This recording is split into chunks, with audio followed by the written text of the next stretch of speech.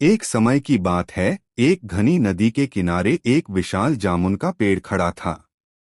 उस पेड़ पर एक चतुर और मजेदार बंदर रहता था।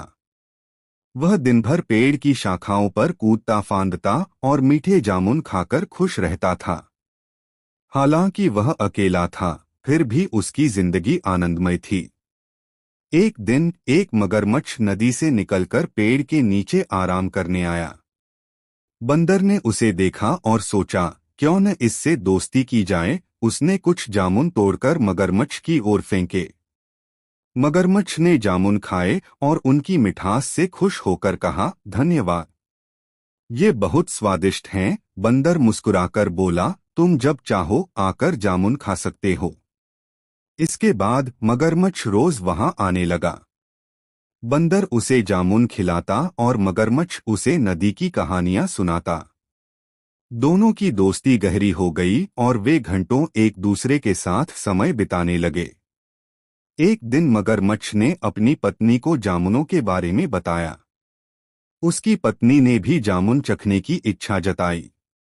मगरमच्छ ने कुछ जामुन लाकर उसे दिए, लेकिन जब तक वह घर पहुंचा, जामुन खराब हो चुके थे। यह देखकर उसकी पत्नी नाराज हो गई।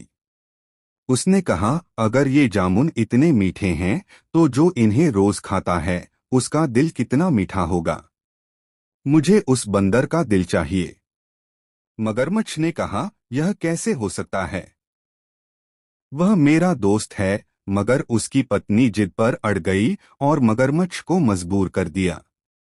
अगले दिन मगरमच्छ बंदर के पास गया और मुस्कुराते हुए कहा, मेरी पत्नी तुम्हारे बारे में बहुत सुन चुकी है और तुमसे मिलना चाहती है। क्या तुम मेरी पीठ पर बैठकर हमारे घर चलोगे? बंदर यह सुनकर खुश हो गया और मगरमच्छ की पीठ पर बैठ गया। जैसे ही वे नदी के बीच पहुंचे, मगरमच्छ ने शर्माते हुए कहा, मुझे माफ करना दोस्त, लेकिन मेरी पत्नी ने तुम्हारा दिल खाने की जिद की है। मुझे तुम्हें उसके पास ले जाना होगा।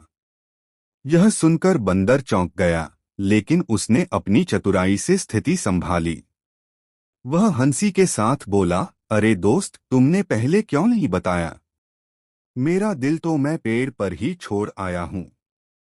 चलो वापस चलते हैं और मैं दिल लेकर तुम्हारे साथ चलूंगा। मगरमच्छ ने बंदर की बात पर भरोसा किया और उसे वापस किनारे पर ले आया। जैसे ही बंदर पेड़ पर चढ़ा, उसने ऊपर से कहा, तुमने दोस्ती के साथ धोखा किया। अब तुम्हें मेरी मदद कभी नहीं मिलेगी। दोस्ती विश्वास पर चलती है और तुमने वह विश्वास तोड़ दिया।